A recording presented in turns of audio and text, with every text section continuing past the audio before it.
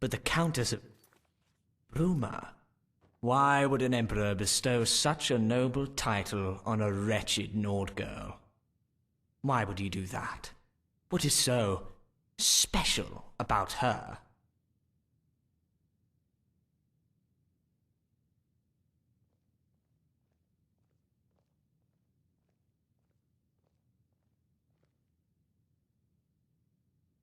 I'll tell you why she is so special.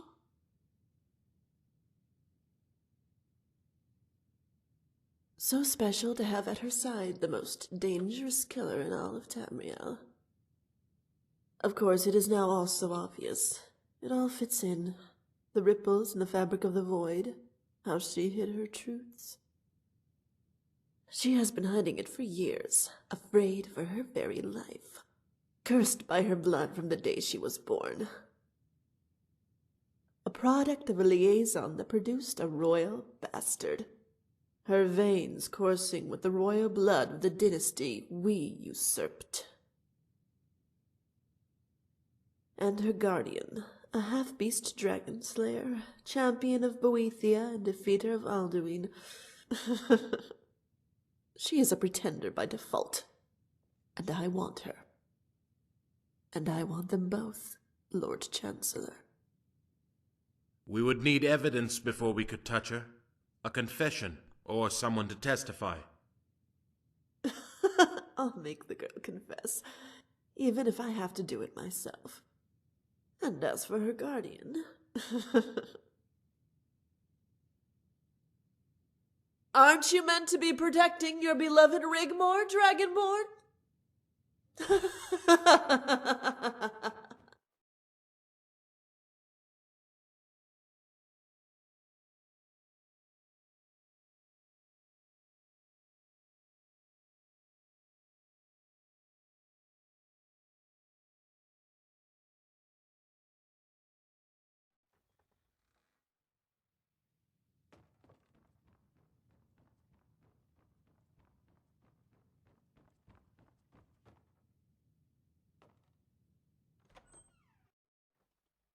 Halt! I implore you to hold your weapons, or the Lady Rigmore will be summarily executed. The Countess of Bruma is charged with treason, and will stand trial at the nearest opportunity. She will be taken to the Imperial City Prison to await the arrival of her attorney. No harm will befall her, as long as you comply with the law. You are to remain here under house arrest for the time being until further notice. It's okay, Dragonborn. I'm kinda glad it ends this way. I feel kinda relieved, in a way. Have Malisam take care of my things for me. And whatever happens at the trial, don't screw it up, okay? I might not get another chance to speak to you in person again, even during the trial. And I know we talked about all this before, but if I don't make it, please don't blame yourself. I just want you to know that you're the best thing that ever happened in my life, and that I love you with all my heart. Goodbye, Dragonborn.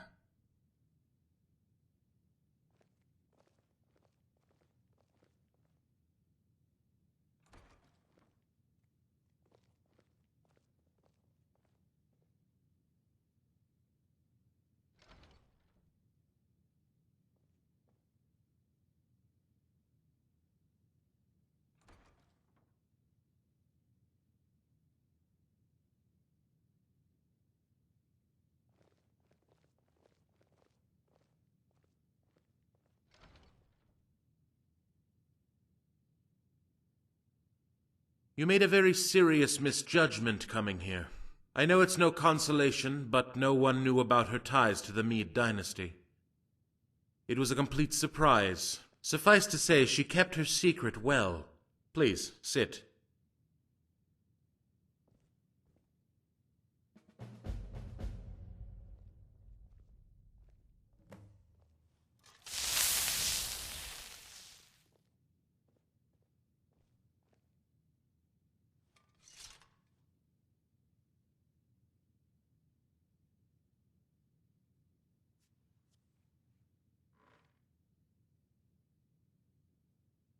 Actually, I came to ask the same thing.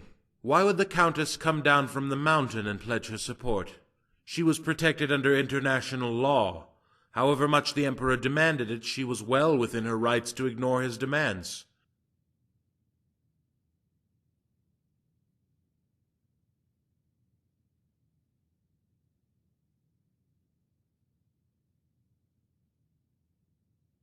Unless...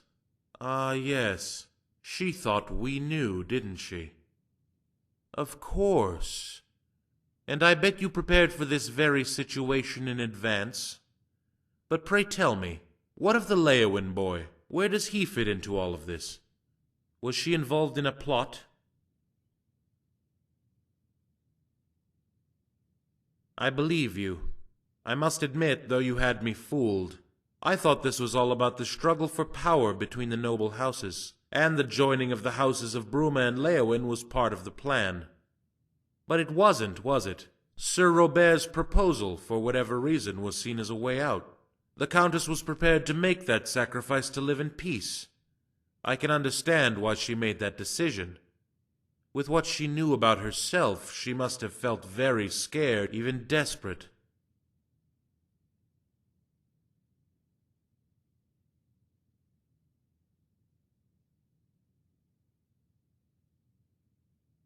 The trial will take place tomorrow. I've already sent word to her court advisor. He will arrive in the morning. They will need evidence to find a verdict, or they will have to let her go. She will be interrogated and offered a chance to confess in return for her freedom. But she will have to give up her titles and leave the province. I do hope she has some resolve, as confessing won't help her, not now. Whether she be acquitted, banished, or exiled, they will hunt her down, and they will be relentless.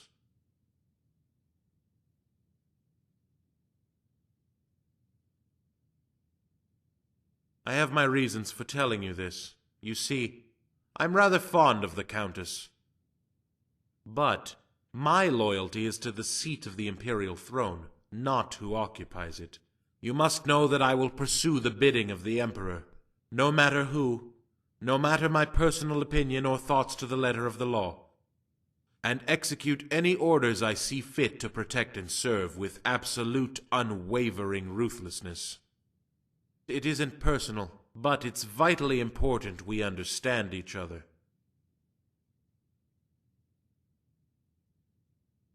Good.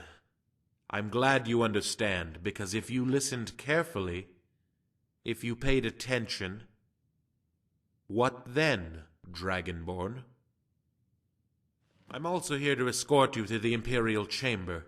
Lady Cetheus requires an audience. You will be able to talk freely to her, with impunity. Please, come this way.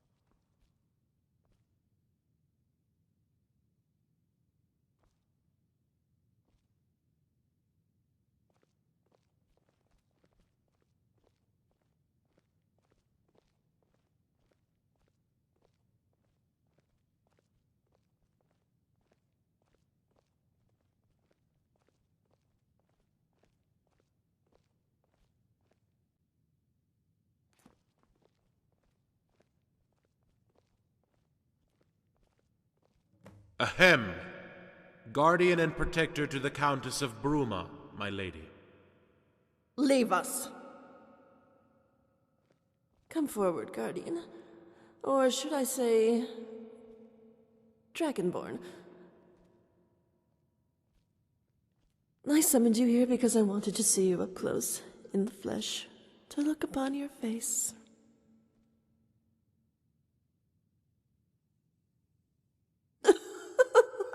Please do not tell me you are just like the rest of them, play-acting the good, high and mighty champion of the poor downtrodden. Good does not always mean right, but you of all people should know that, if you call yourself a person. What are you, a half-breed or half-beast? You're a product of your environment, nothing more, nothing less. You are what you are, a cold, instinctive killer who would take more notice of a pain in your little finger than the destruction of a whole entire nation. We are one and the same, you and I.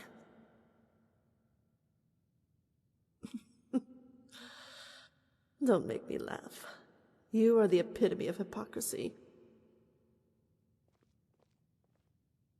How many dragons have you slain to become what you are now? How many of their souls have you violated and sucked into your essence to attain your power? Far more than I.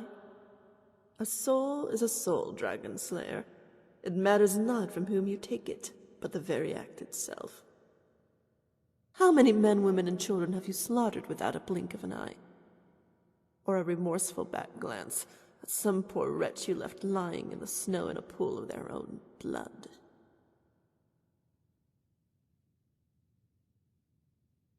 Yet you are already judge, jury, and executioner because of some entitled moral high ground. You killed my children, Dragon Slayer. My brood. Did they not have a right to live, to grow, and to multiply? Yet you took it upon yourself to execute them all, not content having saved your ward. And with true righteous bigotry, you delivered the sentence of death where you had no legal right, leaving them lying in their own bloody fucking mess!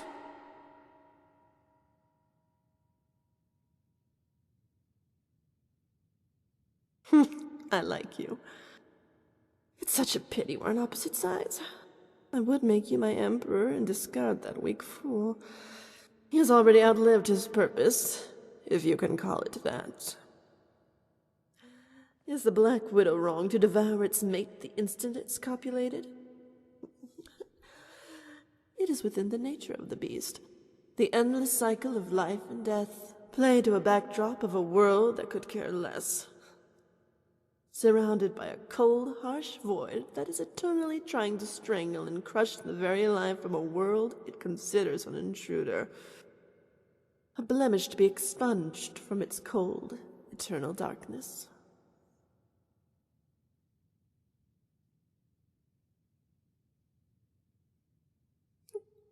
I piss on treason. I could crush Blackwell's skull like a chicken's egg. Do you know who I am?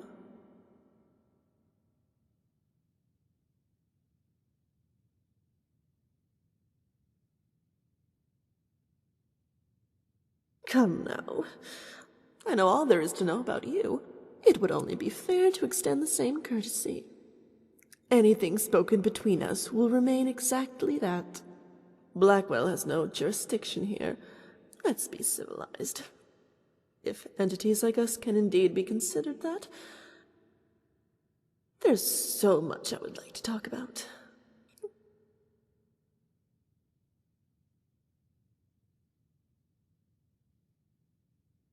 Before I married the Emperor, I was called Morag Ball. I am a daughter of Cold Harbor, but you know that. That's boring. You want to know why I am here in this ancient seat of lost elven kings? I'm afraid there's no real reason. No divine subterfuge, and certainly no sacrifice to be made so a spurned monster can fulfill its dream to become a living god king. No, none of that. Sorry to disappoint.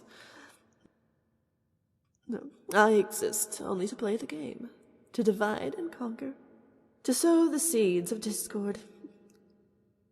Sethius is just one of many in a long line of pathetic hosts that has led me to this palace.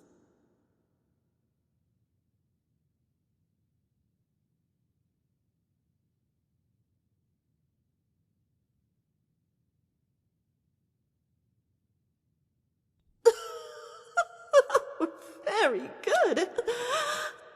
Oh, how we would make such a perfect couple, you and I. Just imagine for one moment, Dragonborn, a daughter of Cold Harbor, empress of all of Tamriel, no, all of Nirn, with the champion of Boethia by her side. We would fulfill the Elysian prophecy, and I would be the queen of a golden age, and you would be my king. Father would be very proud of me, and I would even give you the daughter of Azura to do with her as you will. I would even make her a duchess to preside over all the counties of Cyrodiil if you wish it. Keep her, let her go, marry her off to Bobby. Or we could adopt her and she could be our princess. We would never age, we would never tire, and preside over Nirn for a millennia.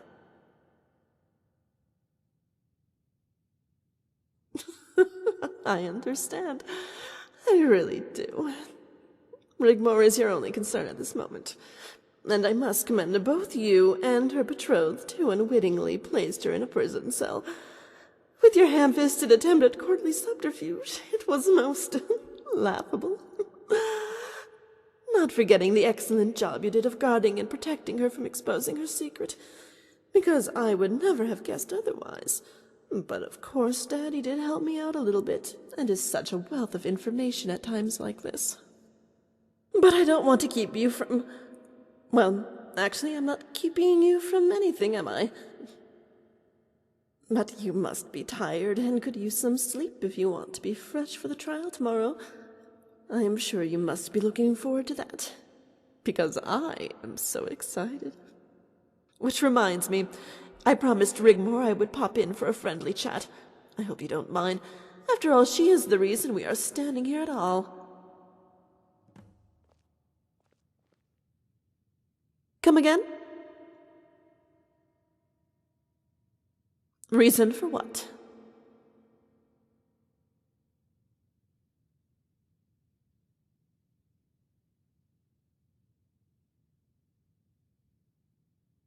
Guards!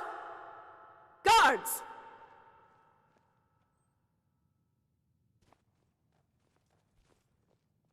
Escort the Guardian back to his room. The only way out is to play the game, Dragon Slayer. Get it right, and you both go home.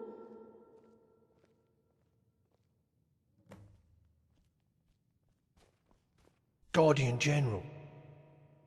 We're sorry, sir, but you must return to your room.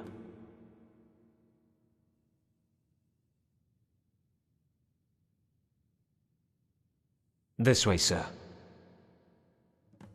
I'm Anus, and this is Crispus. We were with you in Whiterun, Quintus Legion. Got sent home as I got myself wounded, General. Heavy fighting on the border. I took an arrow. Took an arrow in his arse, more like. Sod off, Crispus. You're just jealous of my medal. Stick it a year, and they give you a bloody medal. Crispus is a bit salty we got lumbered with punishment detail.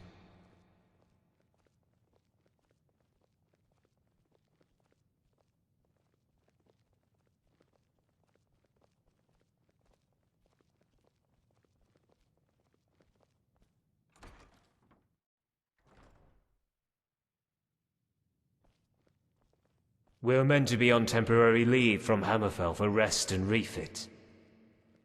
But Aenas got us sent here for drunkenness. We went down the market district after drinking some of that old special brew Tessio keeps under the table. Ended up in a fight with some Swedes. You know, civilians.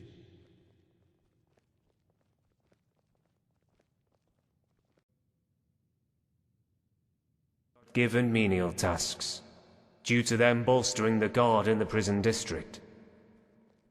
They're shitting their pants. Something's got 'em rattled. Don't worry, sir. Aeneas and I consider ourselves veterans. Yeah, we're the real Legion, not this jumped-up new lot. Here we are, sir. We bid you farewell. Was an honour, General.